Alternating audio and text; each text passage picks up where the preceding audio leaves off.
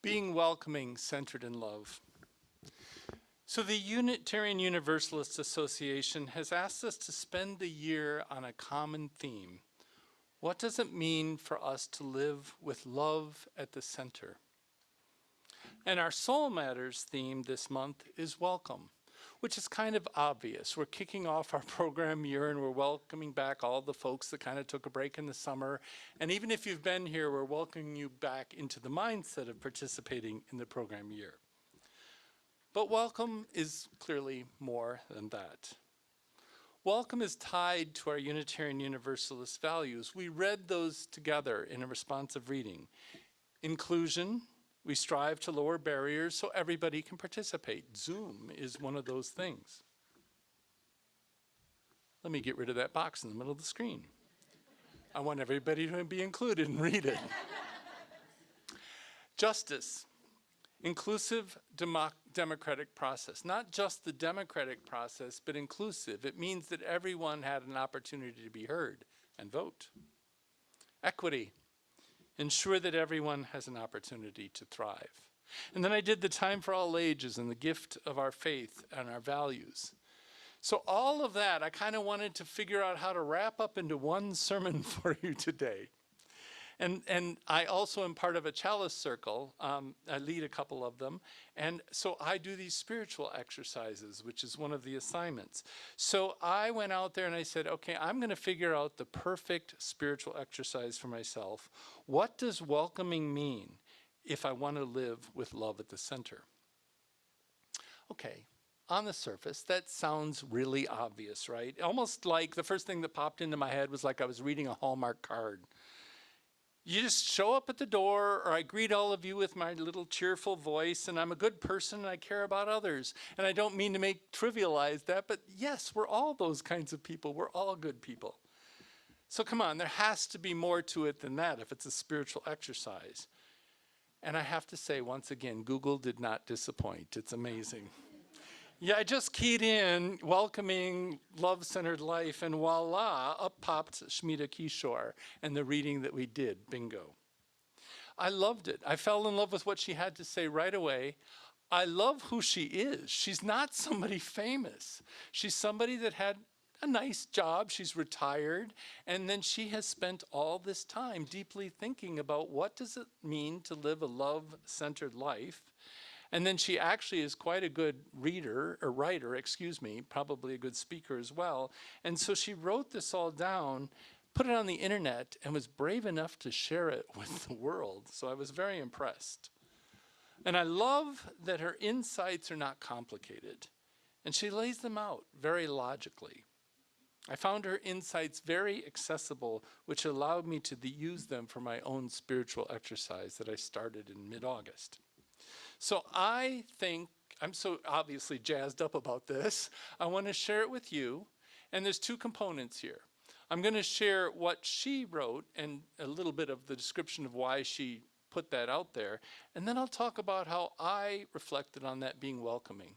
And my whole purpose is not to give you answers, but to get you thinking so that you walk away from here. Many of you are in chalice circles, so maybe you'll pick a different exercise this month all of a sudden and change how you're approaching it. So here we go. She came up with 8 ways to live a love-centered life. The first one is focus on something outside of yourself. She says, instead of losing yourself in how you feel about a particular situation, try shifting your focus to how another person might be feeling in the same situation. When we stop to perceive life through someone else's eyes, it instantly ignites us with feelings of love and compassion. And in that moment, we're able to forget ourselves more easily. We're able to let go and let love. Okay, that seems pretty simple. So my thoughts on welcoming. If I adjust it to this room, and I know other fellowships are watching, when people walk in the door, make the other the center and let yourself become the observer. Metaphorically, kind of set yourself in a corner and fully embrace the other wholeheartedly. Take in the context, the nonverbals when you encounter someone. And basically, I was thinking, don't make assumptions about familiarity. I mean, we come here, many of us, every week. We know how things go. We know everybody. You got to remember that the people coming through the door, this might be a huge change for many, especially if you've come here from a more conservative religious tradition. Or let's not forget that the younger you are these days, the less likely you've been involved in religious organizations at all. So the whole thing is kind of a mystery. After greeting them warmly, ask if they've ever visited before or even been to a Unitarian Universalist fellowship. And it's okay to let them know how apprehensive you probably were the first time you started coming. It's okay to be different. That was my experience the first time I ever entered the UU Fellowship in Appleton in 1995. So the next one, look at situations objectively. It's very Buddhist here. Remember, it's not a situation or a person that causes us to feel a particular way. It's our thoughts about it, our perceptions. But when we're able to remove ourself from a situation, we're able to see things in a truer light, without our thoughts and emotions distracting our experiences. We're able to experience life, she says, without resistance, and truly become present for the moment as it is, rather than how we want it to be. So my thoughts on welcoming. This one, I have to admit, is a tough one for me. I think I suffer from what I perceive as a Midwestern foreboding joy syndrome. Something might be going well, but I'm anticipating that I'm going to get bit in the foot any second, right? It's too much focus on being cautious. And it took me, frankly, well into adulthood to realize that others don't share my perceptions. We are so very much influenced by our life experiences and those who loved us or have treated us poorly in the past. We put up a wall. So are we approaching others neutrally? Or are you bringing expectations, or in my case, dragging some of that really heavy baggage up with me when I come to greet somebody and get to know them? And then there's always the change that comes with welcoming other people. It's a cliche, but it's true. Change is the only constant in life. And I know this is my thought and I'm saying I love it, but I do. A congregation of only you is probably the most welcoming. All others you invite in are going to create change. So look at change objectively and resist the dominance of your own perspective. The next one she has is focus on giving rather than receiving. She says, think about things that will make others happy and give it to them if you can. Whether it's a friendly smile to a stranger, a warm cup of tea for a loved one, or even a foot massage to yourself, she says. Giving to our bodies is just as important. The point is to give. In doing this, we're able to forget about ourself. We move from a self-centered focus to a love-centered one, and only realizing that the more we give, the more we truly receive in turn. The well of love never runs dry. So my thoughts on welcoming. What does this really mean in every single situation? Love intended giving? Not expecting something in return? Not keeping score? So where I went with this is we need to be okay if you don't get the response you expected. So if you come up to someone and you're cheerful and all bubbly and they're not in a good place that day and just wanted to be here as a refuge, accept it. Let it be. Let them take, I'm an extrovert. You probably figured that out, right? So I tend to be the type of person that I get charged up by feeding on the energy of all of you, which sounds kind of vampire-ish, but that's not what I mean. So in this case, I need to remember to let them take the energy from me because they probably need them. Or said another way that's less scary, meet them where they are and be with them where they are. Last week, if you were here or listened in on Zoom, I want you to remember I wanted you to remember back to the first time you entered one of these fellowships or any UU congregation anywhere. What was it like for you? What made you feel welcome? And then, in other words, what makes you feel the most welcome? Maybe you didn't get it that day, but what always makes you feel the most welcome? And then I asked you as part of our water ceremony to commit to welcoming, and we had 3 categories, and they were purposely that way because this is what the preschoolers do when they do their chalice lighting. It's with an open mind. So you're greeting people with looking for new ideas, you're open to new insights, expressing gratitude for them, not shutting them down. A loving heart, showing abundant understanding, empathy, and compassion, or with helping hands, making sure that everything is ready to welcome others here, or perhaps you're helping someone navigate unfamiliar surroundings. Basically, give the welcoming you would want. The next one is let go.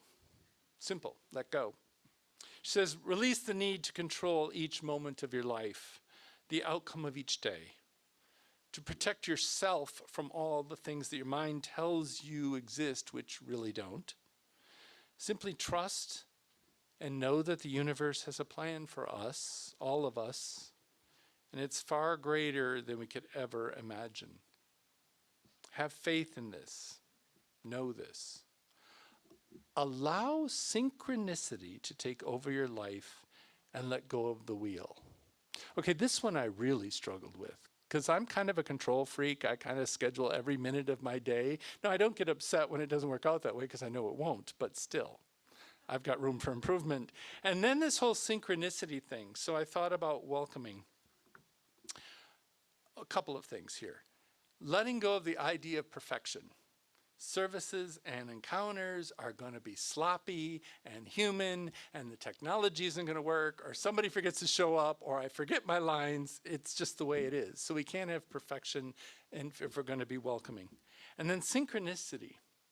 Synchronicity, it's kind of synchronous that I even found this term this week, because this summer I read a book called The Awakened Brain, and it talks about how our brains are wired to spirituality. I'm going to do a sermon and a book review on it in December, so stay tuned.